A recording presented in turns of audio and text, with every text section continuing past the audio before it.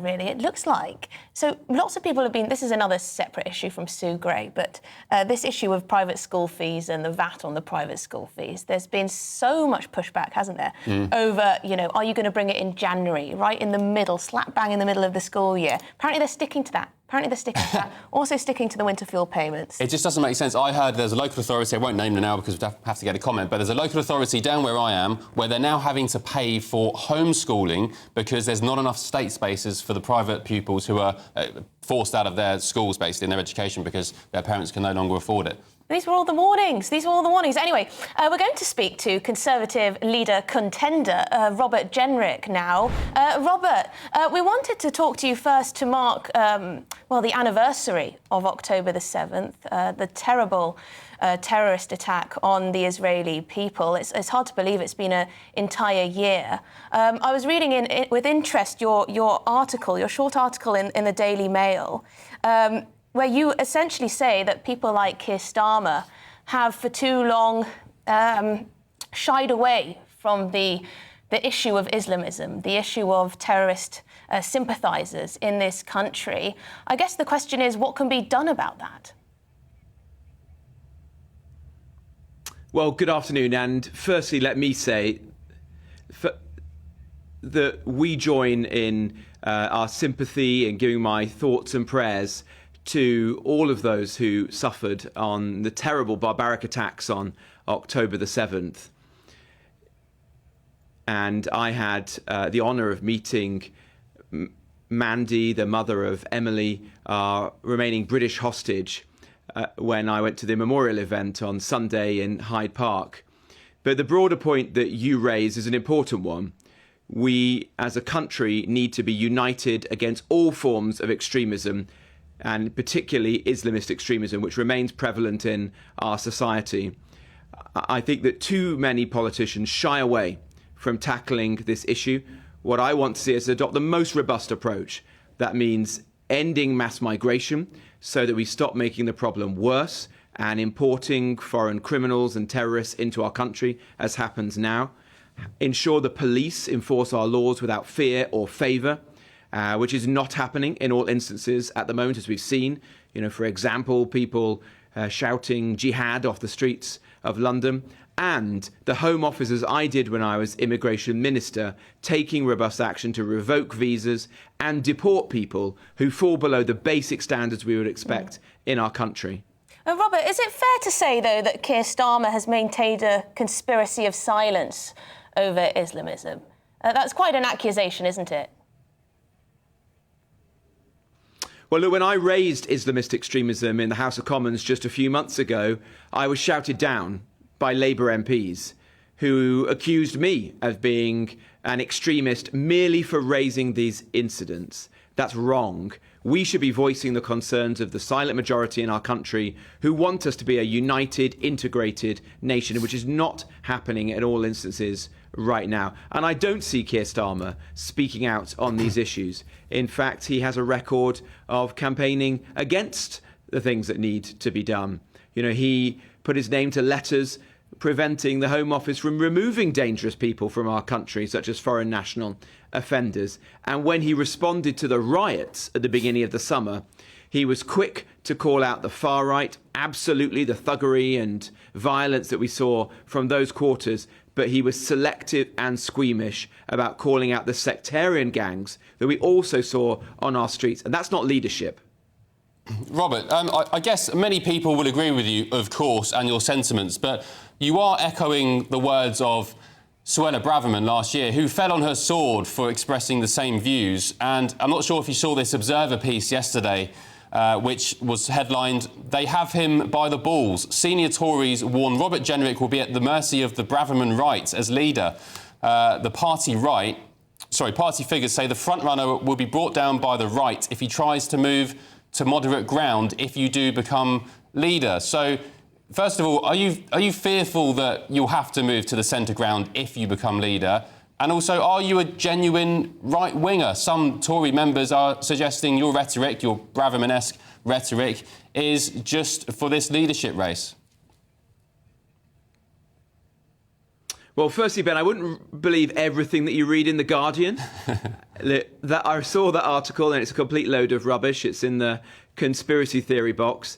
I believe very strongly that the Conservative Party has to represent the common ground of British politics. And millions of people across our country are calling for secure borders, a tough approach on extremism, ensuring that we bear down on criminals and lock up hyper-prolific criminals in our prisons. Those are not issues of the right or the left. They're issues which unite our country. And I want to ensure the Conservative Party has the strongest possible approach on them. I'm very pleased that so far in this leadership contest I've attracted support from all quarters in the party, and I hope that will continue as we have votes in Parliament tomorrow and on Wednesday. I want to unite the Conservative Party now, but unite it with a real sense of purpose, and part of that is undoubtedly making sure that we end illegal migration and we control and reduce migration in a way we did not when we were in office. Yes, Robert, I'm sure you've seen there's some statistics out, a study out from Oxford University that suggests the UK has the most illegal migrants than any other European country, which is quite extraordinary if true. I just want to ask you also about your decision to call for a Cabinet Office investigation into the serious allegations made against Sue Gray. Which allegations are you specifically referring to there? Well, look, Keir Starmer has been forced to remove Sue Gray, but she remains in government. And I want to see an investigation into the very serious allegation that has been made against her, that she has prevented serious national security briefings from reaching the Prime Minister. That is very concerning, and I think that the propriety and ethics team in the Cabinet Office, the very team that she used to run, should look into this before she is given her new role as a special envoy of the Prime Minister. Look, the bigger question is this.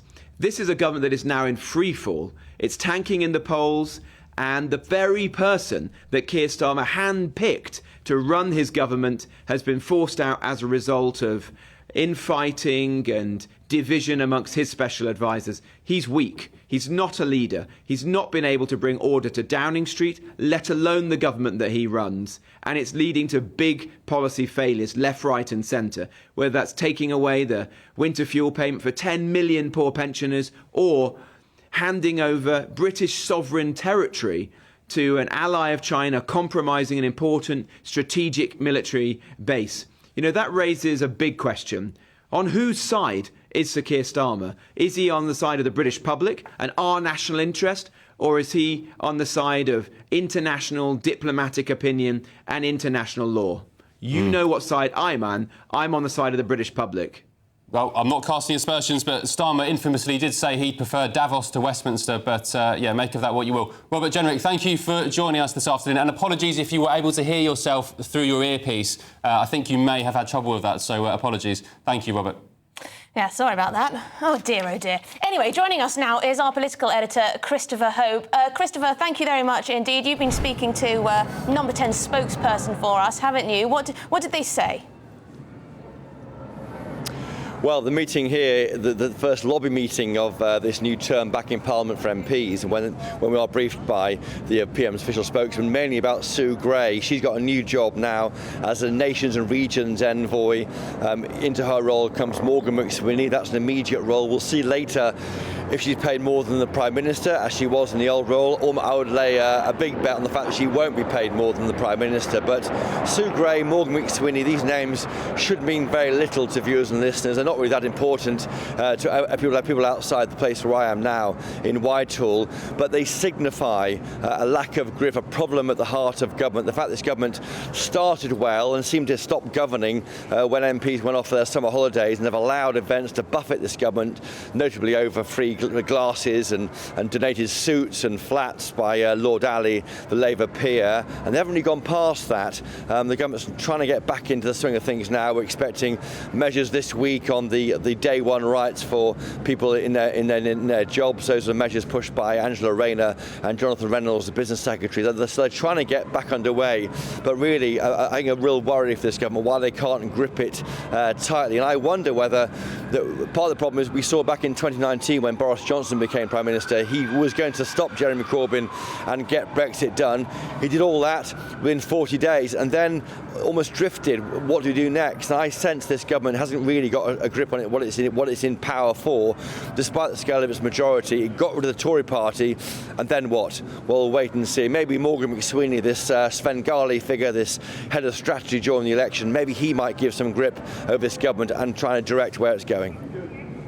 Just on Sue Gray's new role, it's she's the envoy to the nations and the regions, which I understand is brand new. Is she keeping her salary, do we know? And also, why, as some people have asked, why do we need an envoy to the nations and regions? Some have said we're not the Ottoman Empire. It's only a couple of 100 miles to Wales or to Scotland. What is this job? Yes.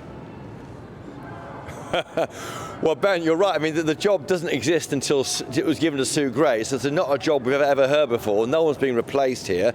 We don't know what the person was paid beforehand. It's a job within government, reporting into Pat McFadden, who runs the Cabinet Office. There's more efforts by this government to connect with the regional assemblies in Wales and in Scotland and Northern Ireland. There's a big meeting coming up shortly with the devolved heads, and hopefully they'll be talking more to the Prime Minister. But you're right, we're not the Ottoman Empire. We're not Turks here. We do have a sustained UK. You might wonder why you need that role. I think what's interesting, maybe that maybe drawn out from this, that Sue Gray is back in the civil service, running as this envoy. That means she can't enter the House of Lords in short order. There had been a rumour that she'd be off to the House of Lords, wrapped in red ermine and given a role in that legislature. That is unlikely now, given she's back in the civil service. But what this means for viewers and listeners is all has not gone well for this government. To have to reset your government before the 100-day mark is up next week with a new chief of staff shows there's deep problems at the heart of a Labour government. Well, thank you very much indeed. Christopher Hope, our political editor, will speak to you a little bit later. What was the title again? Sue Gray's job? Yeah. Envoy to the regions and the nations. This is quite creative job creation, isn't it?